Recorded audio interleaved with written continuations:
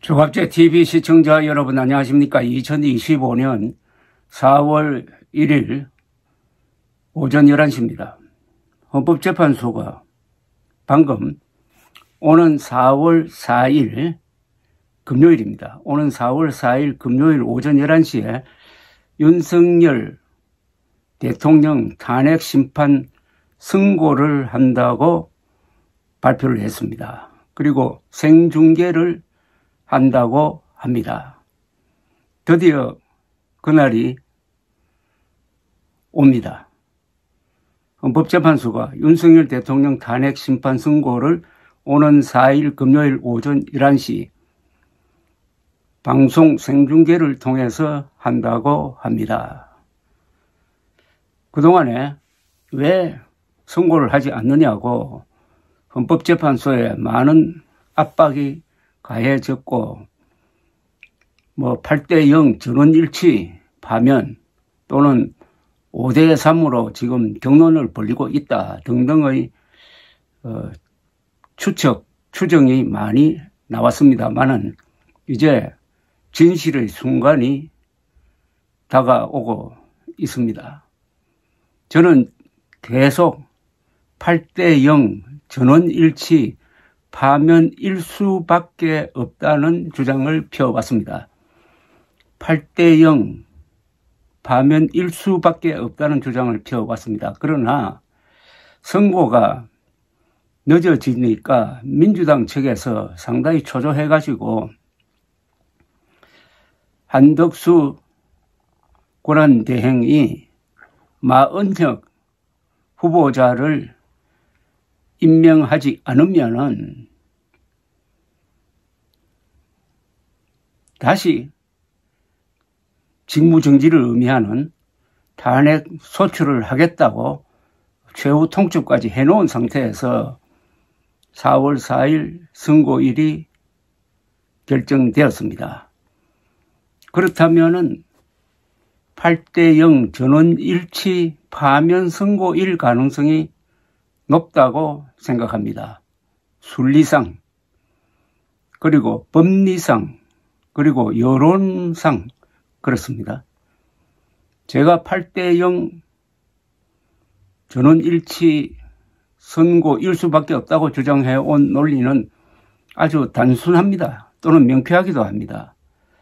윤석열 대통령이 망상에 사로잡혀가지고 불법적으로 군대를 동원해가지고 대한민국을 공격한 사건입니다.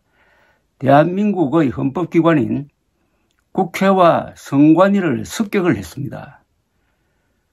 그러나 국민들의 저항과 국회의원들이 계엄 해제 결의를 해버리고 또 명령을 받은 영관급 지휘관들이 국회의원들을 끌어내지 않아가지고 다행히 피해자 없이 일이 끝났습니다. 그런데도 윤석열 대통령은 내가 처음부터 계몽용으로, 국민 계몽용으로 한 것이다. 또는 야당에 대한 경고용으로 한 것이다. 라는 주장을 하면서 아무 일도 없었다. 라고 뻔뻔하게 오히려 잘한 것처럼 주장을 하고 이런 윤석열을 따르는 추종자들이 광장과 거리를 메우면서 한 손에 태극기 들고 한 손에는 매국노적인 스탑 더 스틸이라는 대한민국은 부정선거국이라고 세계 만방에 외치는 그런 구호판을 들고 정신분열적인 집단 행동을 하면서 지난 몇 개월 동안 한국이 혼란에 빠졌는데 이걸 수습하는 결론이 나오게 되었습니다. 아마도 만장일치로 전원일치로 파면 결정이 나오면은 바로 그날 또는 그 다음 날 선거가 공고됩니다. 60일 이후에 대통령 선거가 있습니다. 조기 대선이 있습니다. 한국의 모든 갈등은 이 조기 대선을 통해서 해결되어야 합니다. 민주주의 국가에서 이런 문제를 해결하는 최종적인 방안은 바로 선거입니다.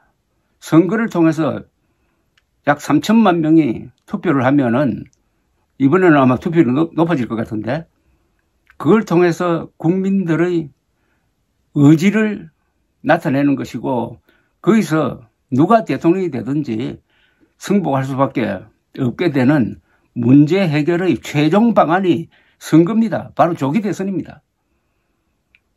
조기 대선이 이루어지려면은 윤석열 대통령 파면을 해야 됩니다. 그게 아니고 기각이 돼가지고 내란 우두머리 혐의자로 지금 형사재판을 받고 있는 사람이 대통령이 되고 국군 통수권자가 되면은 국가도 분열되고 국군도 분열되고 해가지고 내전적 상황이 올 것이다 하는 것은 누구보다도 헌법재판관 8명이 잘 알았을 것이라고 생각합니다. 그리하여 오는 4월 4일 아주 현명한 결정이 내려지고 그것을 국가가 수용해가지고 이제 선거를 관리하고 거기서 결론을 내면은 다시 지금 멈춰있는 대한민국의 국가적 기능이 되살아나고 탈선했던 민주공화국이 다시 궤도로 돌아오는 이런 절차를 밟게 될 것이라고 생각하면서 오는 4월 4일 일이 기다려집니다. 그리고 이제는 집단 행동 다 멈추고 4월 4일의 선고를 숨을 죽이고 기다려야 할 것이라고 생각을 합니다.